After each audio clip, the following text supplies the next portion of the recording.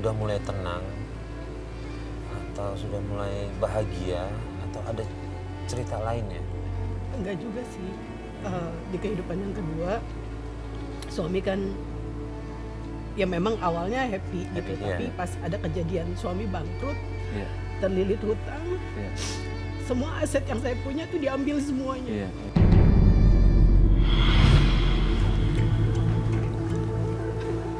Mas, aku minta uang dong mas. Gas sama minyak goreng habis mas, aku mau masak nih mas. Berisik. Kamu tahu kan aku nggak ada duit lagi, Mirna. Kamu tahu nggak aku udah bangkrut sekarang, Mir. Aku nggak ada uang lagi. Kok kamu ngomong gitu sih mas? Kita mau makan apa mas kalau nggak belanja? Udah terserah kamu mau makan apa. Ayo, keluar! Halo! Keluar lo! Bilang aku nggak ada. Bilang aku nggak ada. Bilang aku nggak ada.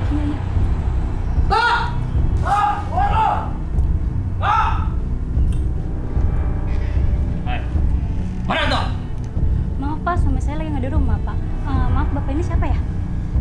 Gua tahu dia di dalam. Bener Bohong pak, lu. pak. Sini. Mana lu? Hah? Boleh kemana? Ampun bang, ampun. Diam. Tolong pak, jangan ngapain suami saya pak. Mau bayar lu tolong. Pecahkan ginjal kau nanti. Ampun bang, besok saya bayar bang. Besok saya. Lu janji dari kemarin sama gua, tatok. Kapan lu mau bayar? Lu kira gua bisa lu bohongin, ha? Udah bang, gua udah bosen denger cakap ini. Kamu kenapa kan mas?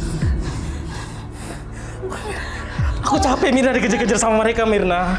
Aku udah capek, aku udah gak punya apa-apa lagi, aku udah bangkrut sekarang. Kok kamu ngomong kayak gitu sih mas sama aku mas? Aku udah gak sanggup, aku udah gak kuat. Aku udah gak sanggup lagi, Mirna. Aku gak sanggup lagi ngidupin kamu. Gimana mas? Mas jangan tinggalin aku mas. Kamu cari suami lain aja ya. Aku udah gak sanggup. Kamu tinggalin aku mas. Mas. Nah dari situ rasa sakit juga tambah gitu kan, maksudnya udah pertama nggak berhasil, yang kedua juga saya hancur-hancuran Pak Ustadz, sampai akhirnya saya nggak ngejalanin kehidupan tuh gimana caranya buat dapetin uang. Saya harus kerja apa, uang yang instan gitu loh. Jadi sempat ditawarin sama temen kerja jadi bartender. Dari situ banyak kisah temen tuh nawarin gitu loh, kamu mau nggak kalau jadi maaf kalau istilah kasarnya itu jablay ya, karena saya tergiur dengan gimana cara supaya anak saya itu nggak kelaparan gitu. Jadi wanita penghibur gitu. Iya. Dari situ saya jalinin terus sampai ibu saya tuh dengar saya kerja seperti itu tuh shock, sakit gitu. Saya benar-benar ngerasa tuh berdosa gitu loh. Udah nggak bisa ngebahagiain dia, udah bikin malu keluarga dengan saya bersuamikan dua. Ditambah lagi saya jadi wanita penghibur gitu loh Pak Ustadz. Ustadz, ini gimana mencari uang untuk menghidupi anak, tapi mohon maaf dengan cara seperti itu. Tentu apapun alasannya, mungkin karena terdesak, mungkin karena kecewa, kemudian akhirnya mencari jalan seperti itu, maka tentu dia dibolehkan. Apalagi ini adalah jalan yang fahisyah namanya, jalan keji, perbuatan keji. Makanya kan zina itu kan wala taqrabuz zina innahu kana fahisyatan wa sa'a sabila. Janganlah engkau mendekati perbuatan zina, karena zina itu adalah perbuatan fahisyah keji. Wa sa'a sabila, dan seburuk-buruk jalan. Seburuk-buruk jalan karena apa? Tadi kan sudah menyaksikan sendiri efeknya, malu pada ibunya, merasa kecewa dan merasa berdosa di hadapan Tuhan. Jadi kalau kita sebagai orang yang punya basic, pernah ada pot diri dalam beragama, maka saya yakin ada perasaan berdosa Mbak Mirna ya. Dan ketika Mbak merasa berdosa, ada merasa bersalah dan tidak merasakan ketidaktenangan. Iya benar. Ada nggak Mbak Mira misalkan gini, ya Allah sungguh saya ingin kembali pada jalanmu. Hampir tiap hari kayak gitu. Hampir tiap hari kan. Hampir tiap hari. Tapi ya Allah saya tidak tahu jalanmu ini kemana, betul benar, kan? Nah, karena itulah kalau kita lihat di dalam tuntunan agama dan pandangan para ulama menjelaskan, ketika orang sedang dalam jalan gelap, biasanya ada secercah harapan dalam dirinya ingin kembali. Itu namanya nur, cahaya ilahi pada diri kita. Cuman kadang-kadang kita nggak tahu ini bagaimana caranya cahaya ilahi ini kemudian bisa kita lakukan. Karena itulah Melakukan apa? Melakukan sholat. Al-Quran menjelaskan begini di dalam surat Al-Baqarah, wasta'inu bis-sabri was-sholat. Hendaklah kalian meminta pertolongan kepada Allah dengan cara apa?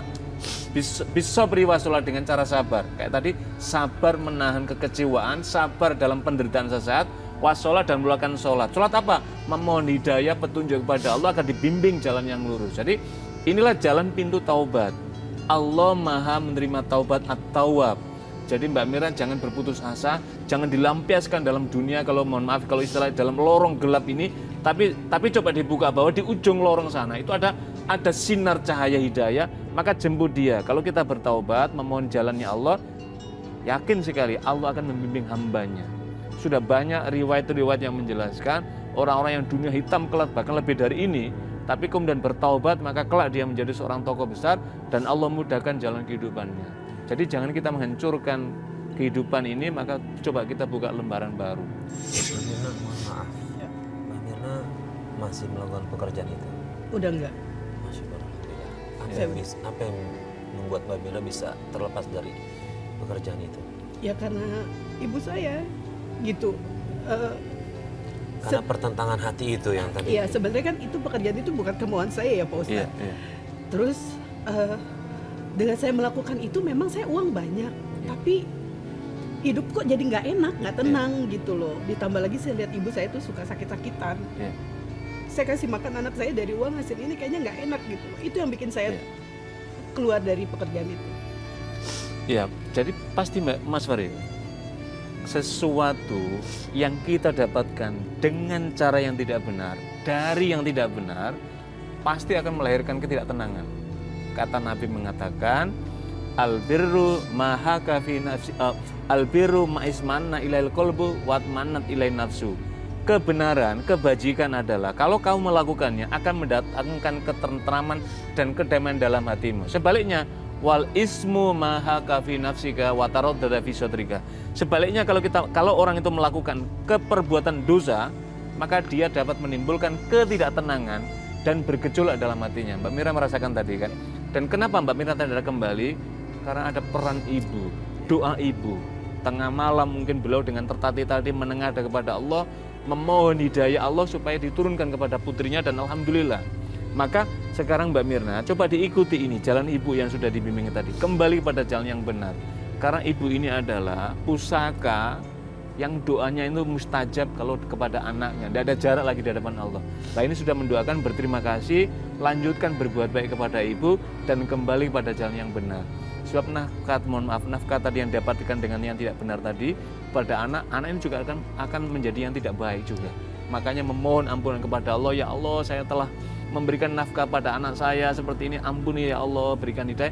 Maka kemudian anaknya pun dibimbing, diikutkan ngaji, diikutkan pendidikan, bergabung dengan orang-orang baik, diikutkan keterlibatan kegiatan-kegiatan, maka insya Allah ini juga akan menjadi harapan yang akan datang. Terakhir Pak Ustadz, Iya. Kedepannya apa yang harus dilakukan Mbak Mirna? Yang harus dilakukan yang pertama adalah melakukan taubat. Al-Quran menjelaskan, ya ayyuhalladzina amanu tubu ilallahi taubatan nasuha. Hai orang yang beriman, kalau Anda pernah melakukan dosa, Anda melakukan bersalah, maka taubatlah dengan sebenar-benar taubat. Apa itu? Hadis Nabi menjelaskan, yang pertama taubat itu adalah melakukan pengakuan diri atas kesalahannya. Yang kedua, berjanji tidak mengulanginya. Yang ketiga, mengisi hari-harinya dengan kebaikan. Yang keempat, melakukan istighfar, bermunajat kepada Allah, dituntunkan jalan. Insya Allah Allah akan membimbing hambanya yang ingin menuju pada jalannya. Amin. Ya, insya Allah. Terima kasih Pak Ustadz. Sama-sama Mas Farid, Mbak Mirna. Mbak Mirna terima kasih sudah berbagi kisah ketika sama-sama kita. Mudah-mudahan permasalahan Mbak Mirna ke depannya bisa lebih baik lagi. Amin.